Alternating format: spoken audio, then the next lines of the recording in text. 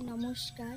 শ্রদ্ধেয় সভাপতি মহাশয়, উপস্থিত শিক্ষক শিক্ষিকাবৃন্দ ও অভিভাবক ও অভিভাবিকাবৃন্দ, সবাইকে যথাযোগ্য স্থানে সম্মান ও শ্রদ্ধা এবং বীর শহীদদের চরণে শতকোটি প্রণাম জানিয়ে 15ই আগস্টে কিছু কথা সংক্ষেপে বলার চেষ্টা করছি।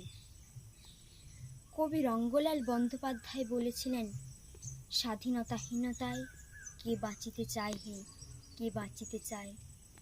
দাসত্ব শৃঙ্খল কে পড়বে পায় হে, কে পড়বে পায়? আজ 15ই আগস্ট, ভারতের 78তম স্বাধীনতা দিবস। 1947 সালের আজকের দিনে ভারত ব্রিটিশ রাজশক্তির শাসন থেকে মুক্ত হয়ে স্বাধীনতা অর্জন করেছিল। শত শত মহান দেশপ্রেমী স্বাধীনতা সংগ্রামীদের আত্মত্যাগের বিনিময়ে আমরা পেয়েছি আমাদের স্বাধীনতা।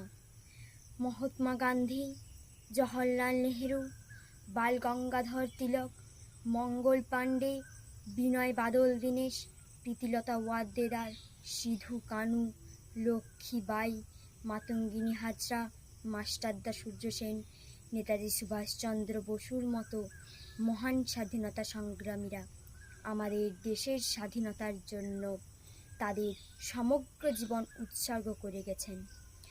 আজকের এই দিন পরম শ্রদ্ধার সঙ্গে আমরা স্মরণ করি ভারত মাতার বীর সন্তানদের, যারা দেশের জন্য আত্মবলিদান দিয়েছেন। 15ই আগস্ট দিনটি প্রত্যেক ভারতবাসীর জন্য অত্যন্ত সম্মান ও গর্বের দিন।